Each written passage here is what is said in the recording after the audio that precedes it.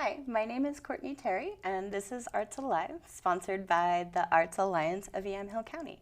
My guest today is James Violette. You are you're an artist, start there, but I'm really excited. So we have in terms of the type of artist that you are, sculpture artist is what? But there's this amazing structure, and with the light, and is that paper, cardboard? Yes. Please tell me about your art and how. Well, there's a wooden base, and it's actually a acrylic boxes with paper on them. Oh, that's cool. Yeah, and then LED lights on the inside. Okay. And I love how it seems to be such a non-traditional art form. What was the creative process in? Going from, how did you get to here is what I would really like in terms of I was born a small child who really liked light. Like, you could start there, or just what led you to seeing art in this way and creating sculpture? Well, I've been a craftsperson my whole life. Basically, since my early 20s, I started making cabinetry and furniture and stuff like that. And I used to go thrifting a lot, like in the thrift stores. And back in the day, there used to be a lot of mid-century style lighting and stuff, and you could get because they'd be frayed wiring and stuff, they wouldn't work, and you get them for a couple bucks. So I used to get stuff like that, and I started fixing them and wiring them and stuff like that, and then collecting them. Like dozens and dozens of them. And then, don't want to see the back room of your studio. No. And then I just started designing my own and making my own, and then it's kind of evolved into stuff like this lately. I mean, in 6 months it'll be something completely different, but I'm kind of onto this little boxy thing right now. So yeah, and so what is I'm trying to what is the art that you see? When you're interpreting it, is there do you have a theme? Do you have a message that you're going through? Is it the contrast of the shapes and the light? Yeah. All of the above. All of the above, okay. And the shadows, and just the ambience. This actually goes very bright. It's dimmable, and it's on one of the lower settings. But a lot of my work is very ambient, very dim. Mm-hmm. So, I'm constantly asked, "Oh, can you make it brighter?"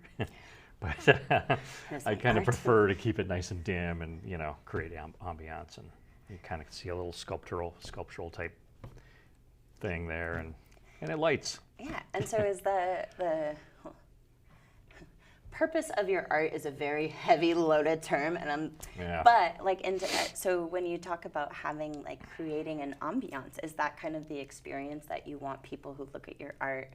Is it more like an experience thing that you can feel? Yes. It's the whole it affects the whole space that it's in. Yeah. Even, and especially when it comes to light, which is such it can really do well. I'm being really eloquent today. It's working really well for me. But I just love that. You think about, when you walk into a room and they have the really bright lights, and how or in a grocery, not necessarily in a TV studio, or in the grocery where they have those neon fluorescent lights, and how sometimes the feel of that can just make you feel just under it's sterile and it's harsh. Yeah.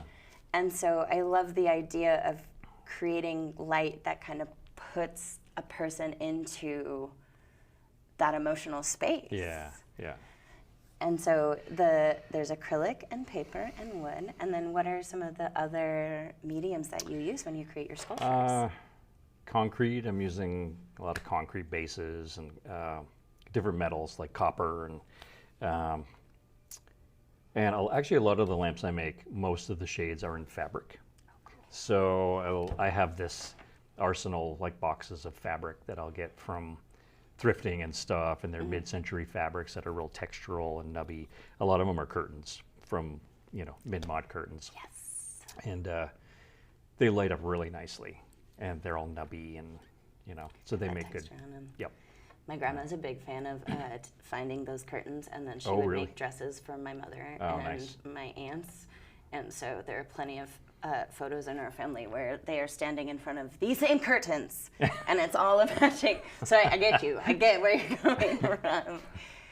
But that's just so amazing. And so we will say you will be showing as part of the Art Harvest Studio Tour, which is happening the last weekend of September. So September 30th, October 1st, October 2nd. And then the second weekend is the 7th, 8th, and the 9th. And so you will be showing your pieces at the Sherman Street. Yes. Yep. Studio 306. Studio 306 in Newburgh. Yes.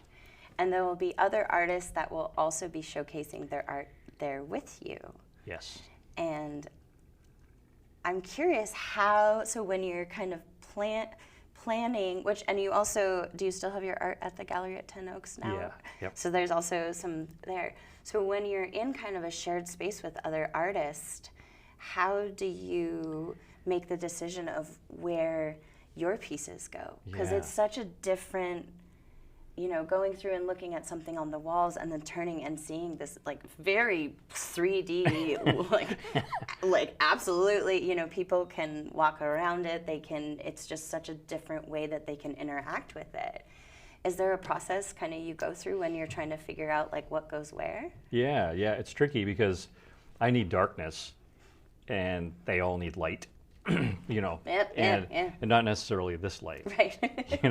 So yeah, it's really tricky because a lot of my pieces you turn on the lights. This actually you can see with the lights on, but a lot of pieces you really need the lights to be off in order to see the piece. Yeah, it's always really tricky to combine the two, but here's a team. You work together. Yeah. And also be like, no, that goes over there. This stays here. I don't want that anywhere near my beautiful piece. Yeah. No offense to the other artists that would be in the space. Well, a lot of times they're, the paintings, that's mostly considered, that's the art, so this kind of, I don't know if it takes a back seat, but it kind of, the priority is lighting the art. And trying to get my stuff in the forefront where it's not secondary. Like, I've had people talk about, I'll get this artist's information, and they'll take a piece of paper and literally put it up against my light and write on the piece of paper. So it's like, it's a fixture. And so we're trying to get it out there where, oh no, this is art too. It's not just a fixture, that you write on. Yeah. Well, no, it is it's getting, that's exciting that it's kind of when people come in and they may come in with these expectations and these ideas about what light looks like, or not light, art, what art looks like. Yeah. And then to see your pieces and say, no, you think this is just like a fixture, but honestly, look at it. Look at it the same way that you would look at a painting and see, it's about, how does it make you feel? What are you thinking? What types of things do you see? And I love that that's kind of, it's a challenge for people. And it's really, making them think outside of, kind of the art box. Yeah. And that's so cool. Yeah. And then I'm also super impressed because there's the artistic style, but there's a lot of, wiring and it's crafty, but that's extreme craft. I feel like anything with lighting is extreme craftiness because if you could potentially electrocute yourself, then there's already a level of not everyone can do this. Yeah, no, I use a lot of low voltage stuff too. So smart. Most of it you can't get electrocuted from. Oh, good. Yeah, so that's a good thing. But yeah, it's definitely a process. There are a lot of, I'll start out with this blank work table, and by the time I get just a quarter of the way through it, I have so many tools out and so many different pieces of, paper and plastic and wood, and it's just like, wow, I can't believe how many things it takes to make this one thing. Yes. It's pretty and the art, kind of the images that we're showing compared to this one, there's somewhere it's like the wooden aspects of it or the metal aspects of it take up so much more. Like, I think I saw one where it was kind of almost, I saw it as an open book because I'm a librarian and that happens to me, but these really gorgeous wood pieces, and then there was maybe just like a small sliver of light. Yeah. Yes. And Yep. you've seen them all, I'm sure. Yeah. And it's really interesting how, like, compared to this, which is so much light, and is that based in kind of when you're in that creative process, is that like an emotional thing, like choosing to say, like, I want this one to exude light everywhere, or like, no, I want this one to be more subtle. Yes. And you kind of have to look for the light. Yeah. How does that process? Are you just in like really dark places sometimes and you're like, nope? No, well, some of them I want to light up a space or a corner or whatever, and there are other ones that I kind of like to have them, make them so they have interest when you walk all the way around them.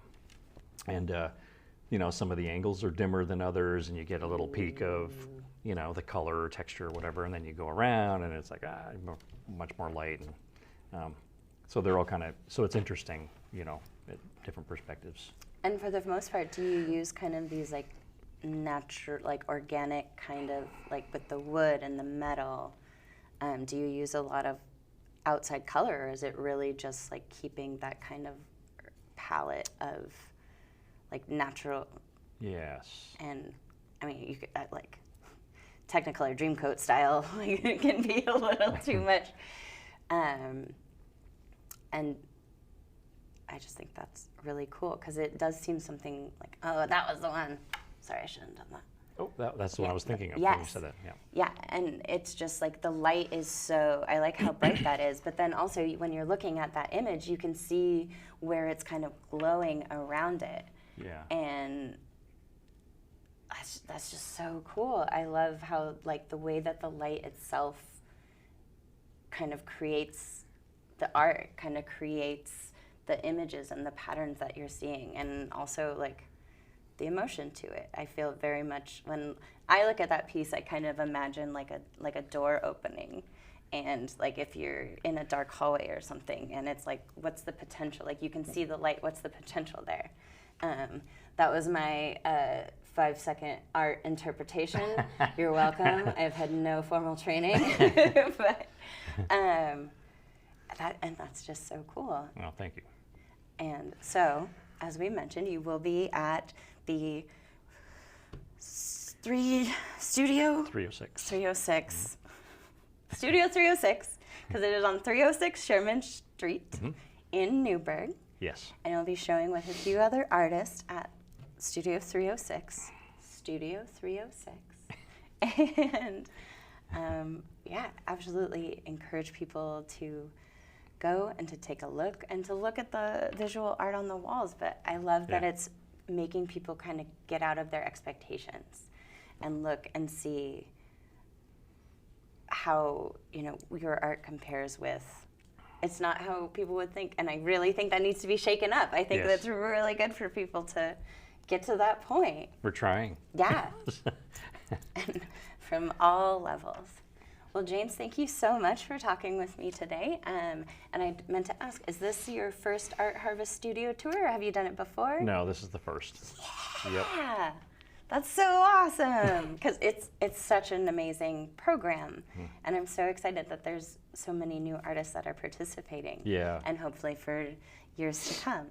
And so I will say you can learn more about the Art Harvest Studio Tour on the website, artharveststudiotour.org. It is also sponsored by the Arts Alliance of Yamhill County. 2 full weekends, Yamhill County. There's spots in McMinnville, Amity, and Newburgh. And you can purchase a button at various vendors, and they will you'll receive a catalog, and you can just travel around and see amazing art like this. So thank you. Thank you so much for coming and chatting with me today.